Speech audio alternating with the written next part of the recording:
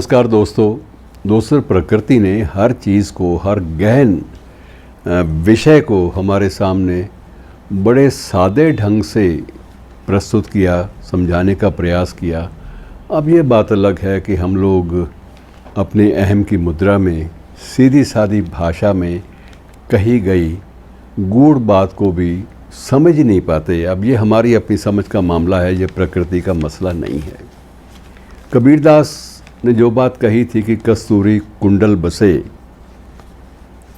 मृग ढूंढे बन माही, और उसके बाद वो बताते हैं कि जैसे घट घट में राम हैं, लेकिन हमें अपना भीतर उनको तलाश करना जो है हमारे लिए बहुत मुश्किल हो जाता है। हम इधर उधर भटकते हैं, भटकाव का एक जंगल है। और मृग तृष्णा, कस्तूरी, मृग, इन बातों को लेकर ढेरों कविताएं, कृतियां लिखी गई, बहुत सारी। इवन मैत्रेयी पुष्पा ने भी एक पुस्तक कस्तूरी कुंडल बसे के नाम से एक पुस्तक लिख दी। लेकिन मित्रों, ये कस्तूरी मृग है क्या, इसके बारे में ना तो हम उस मुहावरे का या उस प्रतीक का अर्थ समझ पाते हैं, और ना ही उसके साथ हमारा ज़्यादा को परिचय है। जबकि कम से कम परिचय तो आप ले लीजिए। चलिए, समझ में आए तो उसकी बातों को समझिए, ना समझ में आए तो आपकी इच्छा है। कई चीज़ों को हम लोग बड़ी सादी ढंग से प्रस्तुति जो की जाती है उनके बारे में, उसको भी हम स्वीकार करने से या समझने से जानबूझकर भी इनकार करते हैं। क्या लेना देना है ये सोचकर। हमें सब बातों का हमारे पास एक ही उत्तर होता है, क्या फ़ायदा। लेकिन इसका अर्थ समझने का फ़ायदा भी है, इसलिए इसको जानना बड़ा ज़रूरी है। मित्रों, कस्तूरी मृग जो है ये एक ऐसा मृग है जिसके सींग नहीं होते। सबसे बड़ी बात यह है, बिना सींगों वाला, सीधा सादा, छोटे से कद वाला एक पशु है जो बड़ा मासूम, देखने में भी मासूम लगता है बाकियों की अपेक्षा। और उसकी नाभि में एक गांठ होती है, और उस गांठ में धीरे धीरे जो कस्तूरी है वो पनपती रहती है। और मैं आपको एक बात और बता दूं, कस्तूरी दुनिया का सबसे बहुमूल्य माना जाता है तत्व है। इतनी कीमत किसी भी अन्य प्राकृतिक पदार्थ की नहीं है जितनी कस्तूरी की है। और ये जो विशेषता है कस्तूरी मृग की, ये खासियत जो है ये उसके लिए जानलेवा बन गई है। इसी बात को लेकर निरंतर कस्तूरी मृग का शिकार करने की एक आदत जो है ये सामंती काल से आरंभ हुई थी, और ये अब तक जारी है। और अब स्थिति ये आ गई है कि कस्तूरी मृग की जो प्रजाति है मित्रों, धीरे धीरे ये भी गायब होने लगी है। अब इसको बचाने के लिए बड़े ढेरों उपाय किए गए। अब भी कई परियोजनाएं जो हैं इसके नाम पर वाबस्ता हैं। लाखों रुपए का बजट, कई जगह करोड़ों रुपए का बजट भी इस पे खर्च किया जाता है कि इस प्रजाति को बचाया जाए। जहाँ तक हो सके इसके प्रजनन के लिए व्यवस्था की जाए, जहाँ तक हो सके इनकी संख्या बढ़ाने का प्रयास किया जाए।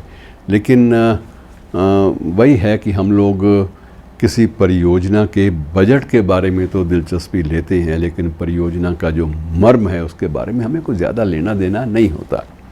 मैं आपको थोड़े से तथ्यों के माध्यम से ये बात थोड़ा सा और समझाने का कोशिश करता हूँ, समझाने का प्रयास करता हूँ, विनम्र प्रयास, कि इसकी धरती पर 4 प्रजातियाँ पाई जाती हैं।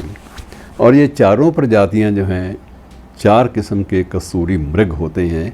और ये चारों प्रजातियाँ मित्रों रूस में भी हैं, चीन में भी हैं, और नेपाल सीमा और भारत के दक्षिणी हिमालय के क्षेत्र में ये भरपूर मात्रा में मिलती थी। बहुत किसी वक्त भरपूर मात्रा में थी। अब ये धीरे धीरे जब शिकारियों की नज़र इस पे पड़ी और कस्तूरी मृग का शिकार कर लिया गया, तो निरंतर इनकी संख्या जो है वो कम होती गई।